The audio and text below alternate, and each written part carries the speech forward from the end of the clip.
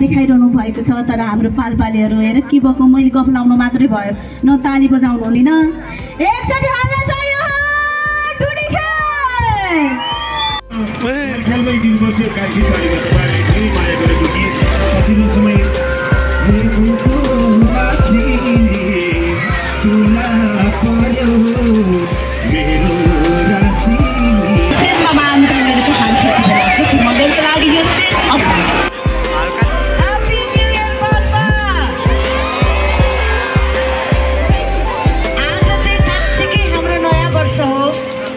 नेपालीहरूको नयाँ वर्ष हो। आज चाहिँ साँच्चीकै साल फेरेको छ। त्यो अलिकति त्यो अङ्ग्रेजी स्टाइल गरेर त्यो हुन्छ नि जनवरीतिर चाहिँ ओ ह्याप्पी न्यु इयर 2025 भन्दै त्यो स्टाइल पार्नुभन्दा आज चाहिँ खुलेर रमाइलो गर्नुपर्छ है पालपाली। ओके, म त फेरि एकदम आफ्नो चाडबाडमा आफ्नो नयाँ वर्षलाई एकदमै माया गर्छु होइन। अब के भन्ने अहिले त मेरी क्रिसमस रे कुन्नी के रे कति धेरै विदेशी चिजहरू भित्रिएको छ। तर मान्छेहरूले समस्या जतिकै सर्टसँग मात्रै छ। हामी संस्कार र संस्कृतिको कुरा गर्छौँ तर हामीले कति धेरै पाश्चात्य संस्कृतिहरू भित्राइरहेका छौँ होइन। अनि रहन सहनदेखि लिएर सबै कुराहरू तैपनि मान्छेहरूलाई फेरि त्यही नै हो। है छाडा भयो, ज्योतिले यस्तो लुगा लायो उस्तो लुगा लायो, त्यही मात्रै छ हो। सो खासमा हाम्रो संस्कृति बचाउने भनेको चाहिँ हामीले हाम्रो आफ्नो चाडबाड, आफ्नो वेशभूषा, आफ्नो भाषा शैली, आफ्नो रहन सहनलाई चाहिँ जिउँदै राख्नुपर्छ। अनि भर्खरै डान्स गरेर जानुभयो भाइहरू, म सानो कुरा भनिहाल्छु है। म चाहिँ यो प्रेम र प्रेमिकाहरू हुन्छन् नि त्यो सुसाइड गर्ने, एकजनाले धोका दियो अथवा घात गर्यो भन्दैमा अनि मरिहाल्ने, त्यसलाई चाहिँ मार्ने धम्की दिने अनि ह्यारेसमेन्ट गर्ने, डोमेस्टिक भाइलेन्स गर्ने खालका नृत्यहरू चाहिँ म त्यति धेरै सपोर्ट गर्दिनँ। ठिकै छ, कला हो, कलाकारलाई मेरो धेरै धेरै सम्मान छ। तर तपाईँहरूले कहिले पनि कलाकारले प्रस्तुत गरेको कला शैलीलाई चाहिँ कला शैलीको रूपमा मात्र लिनु होला। त्योसँग इन्सपायर भएर फेरि मेरो गर्लफ्रेन्ड पनि म मऱ्यो भने रुन्छ होला पक्कै भनेर मर्ने कोसिस गर्ने होइन ल। ओके,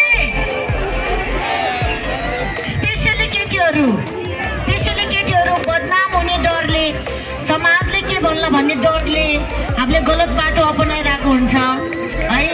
अनि एउटाले धोका दियो भनेपछि मलाई त अर्कोले पनि बिहा गर्दैन होला, अथवा एउटालाई तपाईँ के भन्छ बलात्कारको केस गर्नुहोस् होइन, अब तेरो उल्टै बेइज्जत हुन्छ भनेर कति धेरै कुराहरू लुकाइन्छ, पछि के हुन्छ भनेर है। त्यसैले केटीहरूले धेरै गलत बाटोहरू अपनाउनुहुन्छ। अनि स्पेसली प्रेग्नेन्सीको कुराहरू गर्छु म। अनवान्टेड प्रेग्नेन्सीहरू तपाईँहरूले तपाईँको प्रेमी अथवा तपाईँको पार्टनरसँग कहिलेकाहीँ चेत हुन्छ नि अलिकति सचेत नहुँदाखेरि हुने त्यो अनवान्टेड प्रेग्नेन्सीबाट चाहिँ धेरैजनाले सुसाइड गरेको मैले भेटेको छु। त्यो एकदमै रङ हो। तपाईँ प्रेग्नेन्ट हुनुहुन्छ भनेपछि त्यो तपाईँको मात्र दोष होइन, तपाईँको प्रेमी तपाईँको पार्टनरको पनि त्यत्तिकै हात हुन्छ है। अहिले पनि टोइलेटमा बच्चा जन्माएर फालेको कथाहरू पढ्न पाउँछ हामीले। सो यो कुराबाट सबैजनाले नयाँ वर्षको धेरै धेरै शुभकामना सबैजनालाई। मलाई मिलाएर बोल्न आउँदैन नि त, समस्या त्यही छ। यहाँ फेरि मिलाएर बोल्यो भने मान्छेको हत्या गर्न पनि पाइन्छ होइन। मिलाएर बोलेन भने पछि फेरि तपाईँले मिनिङ अर्थ राख्ने कुरा नै किन नगर्नुहोस्, त्यो गलत हुन्छ। अलिकति यो कुरालाई चाहिँ अन्यथा नमान्नुलाई। हजुर बेबी के भयो बाबा, तिमी आत्तियौ, म आउँदैछु।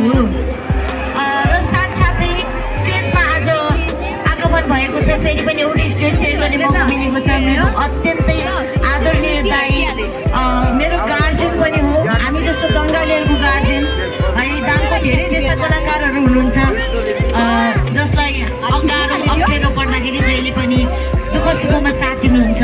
हाम्रो अभिभावक चन्द्र शर्मा दाजु हुनुहुन्छ र सबैजनालाई धेरै धेरै माया, धेरै धेरै सम्मान भन्दै अब म धेरै बोलिनँ। अब म सिधै गीत गाउँछु ल। खासमा आज एउटा काम गर्न बिर्सिन्छ कि आज माथिबाट त्यो ड्रोन चढाएर होइन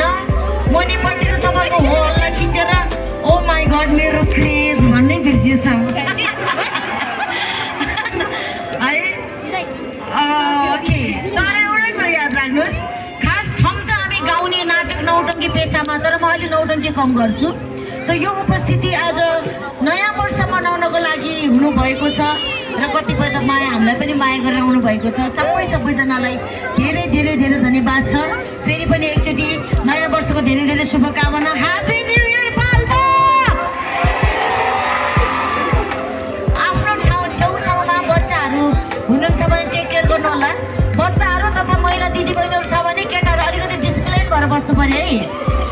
फेरि नाचे जस्तो गरेर हल्ला गरे जस्तो गरेर यस्तो गर्दै छैन भिडियोको फाइदा लिने होइन ल। तर कम्फर्टेबल हुनुहुन्छ भने द्याट्स ओके। ओके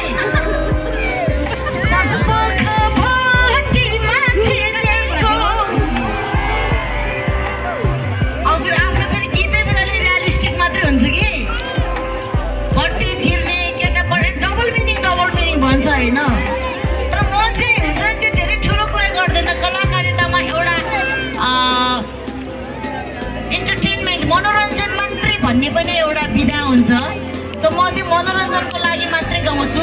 मैले अहिलेसम्म त्यस्तो धेरै हुन्छ नि त्यो देशको लागि जनजागरणको लागि धेरै गीतहरू मैले गाउन पाएको छैन, माफ गर्नुहोला। तर हामी भनेको कलाकार भनेको चाहिँ समाजको ऐना हो। समाजमा जस्तो जस्तो घटनाहरू घट्छन्, रमाइलो हाँसो ठट्टाहरू जस्तो जस्तो खालको हुन्छ त्यस्तैलाई नै हामीले चाहिँ सामर्थ्य देखाउने हो। सो केटा हो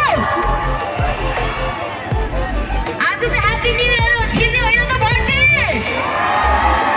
ओके एक लट छिर्दिउँ ल।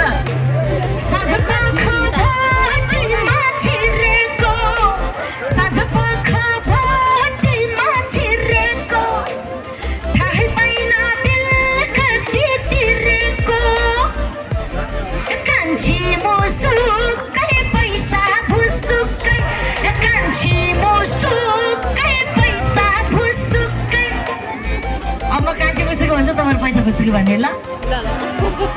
कान्छी मुसुकै